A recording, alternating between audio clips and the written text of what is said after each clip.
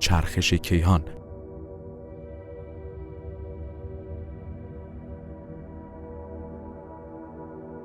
اصول فرضی کلی حاکم بر کیهان. با توجه به مبحث شعور، آگاهی و دیدی که از این دیدگاه به دست آمده، مقدمه کیهان شناسی شعوری با توجه به فرضیاتی که در ادامه می آید توضیح داده می شود. این فرضیات با توجه به شناخت کیفی هستی مطرح می شود و متکی به تحقیقات میدانی نبوده و فقط در حد فرضی مورد بحث و بررسی قرار می گیرد و در مجلدی جداگانه مورد بررسی قرار خواهد گرفت. اصل حرکت.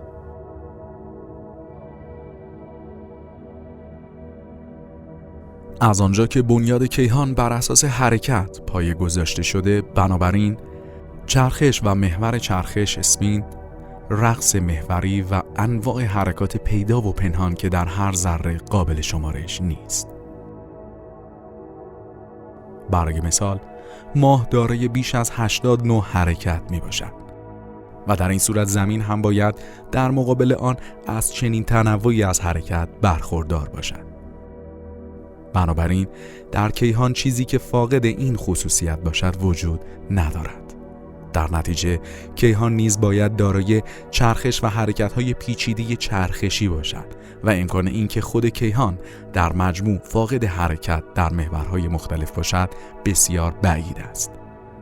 علت این موضوع این است که از این دیدگاه حرکت در هیچ جهتی نمیتواند تبدیل به سکون شود، زیرا برای کیهان سکون در هر جهتی به معنای مرگ است. ولیکن برخی از حرکت‌ها و محور آن برای انسان به عنوان ناظر ظاهری مشخص‌تر است.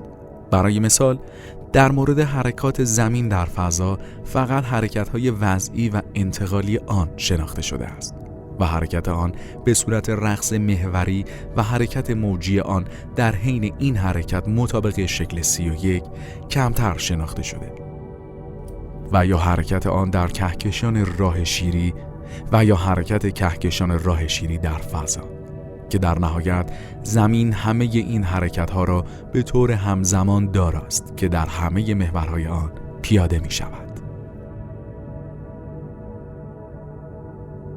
برای هر جرم سماوی حرکات زیادی وجود دارد که بعضی از آنها بسیار نامحسوس است، زیرا برخی از این حرکات در پریودهای زمانی بسیار طولانی مدت رخ می دهند.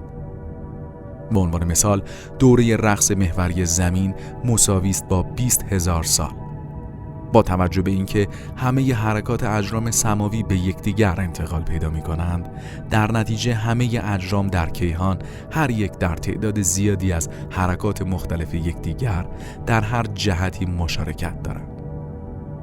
برای مثال، انتقال حرکات زمین و ماه نسبت به یکدیگر، از جمله حرکت در محورهای اصلی مطابق شکل 32.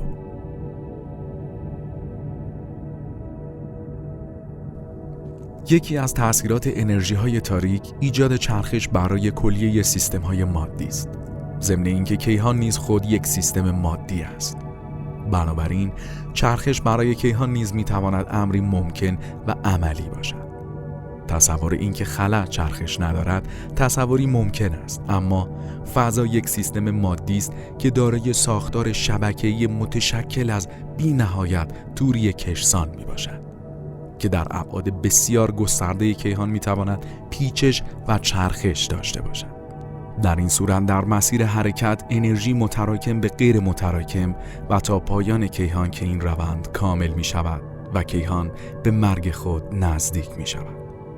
می تواند این مسیر در چرخشی بزرگ رخ دهد که البته به واسطه عظیم بودن شعاع این چرخش نیاز به زمانهای میلیاردها سال باشد و بدیهی است که با زمانهای کوتاه زمینی چنین چرخش بزرگی را متوجه نشویم.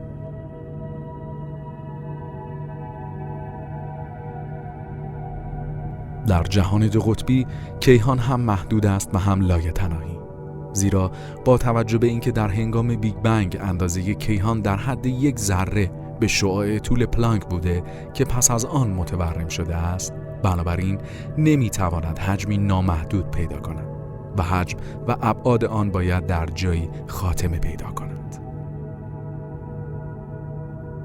همان عاملی که یک بار باعث شد تا اندازه کیهان بسیار کمتر از اندازه یک اتم شود، باز هم کیهان را پس از انبساط بحرانی به سوی انقباض بحرانی برخواهد گرداند.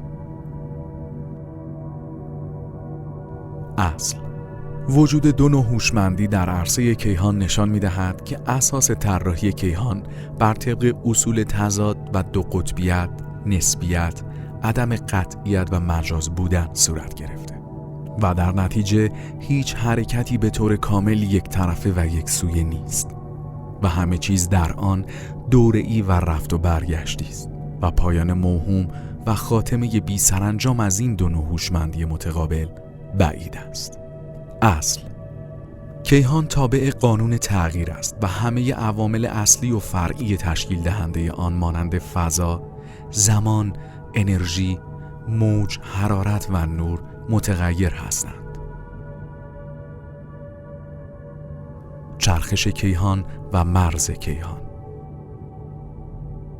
مهمترین مکانیزم برگشت مجدد کیهان به سوی تکرار، ایجاد سیاهچاله بزرگ، وجود پدیده‌ای است که تحت عنوان فرضیه چرخش کیهان مطرح می شود که جداگانه مورد بررسی قرار خواهد گرفت.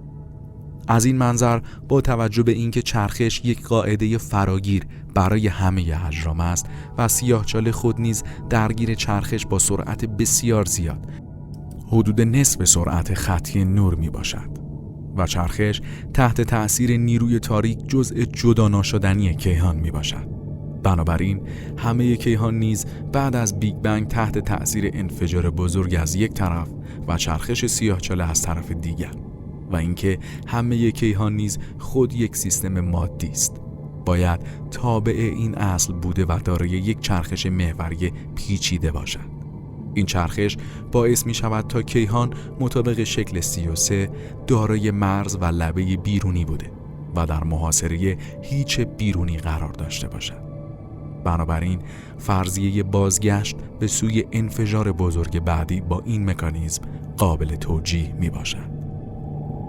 همانطور که در شکل 33 دیده می شود، مطابق فرضیه چرخش کیهان، سیر برگشت همه انرژی های غیر متراکم با سرعت نور از لبه بیرونی کیهان به سمت مرکز فرضی بیگ بنگ به شعاع فرضی آر و تحت تأثیر انرژی تاریک امکان پذیر می باشد.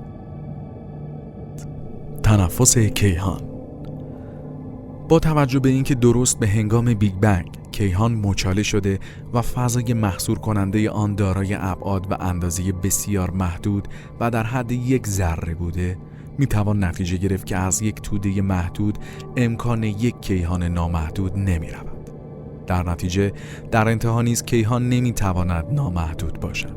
بنابراین کیهان در یک محدوده و در مرزهای مشخصی دچار انقباض و انبساط می‌گردد و تنفس کیهان محدوده مشخصی دارد. در این صورت فضا نیز دارای یک کشسانی ماکسیموم خواهد بود که از آن بیشتر امکان کشیده شدن آن وجود ندارد. ضمن اینکه در انتهای عمر کیهان و رسیدن فضا به حد اکثر کشسانی آن، نیروی هم برای گسسته شدن آن وجود نخواهد داشت، زیرا در انتهای چرخه کیهان حرارت کیهان در حدود صفر مطلق خواهد بود و این به معنی تمام شدن کل انرژی کیهان و رسیدن به تاریکی مطلق می باشد.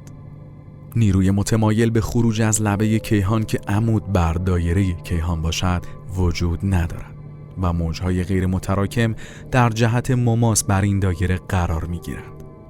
ضمن اینکه هیچ انرژی متراکمی در کیهان که بخواهد از توریهای فضا خارج شود هم وجود نخواهد داشت و فضا به طور کامل یک دست و بدون هر گونه اعوجاجی خواهد بود. در این حالت جرم کیهان نیز صفر خواهد بود. در انتهای چرخه و در لبه کیهان هیچ گونه تنشی ناشی از برخورد موج متراکم به توریهای فضا در کل کیهان وجود نخواهد داشت. مرگ کامل کیهان. نکته مهم: همه هستی در هیچ شناور می باشد و در اصل جدا کردن محدوده های هیچ تحت عنوان هیچ پایه و هیچ نهایی به هیچ وجه با حقیقت منطبق نیست. فقط در واقعیت به فهم موضوع کمک می کند.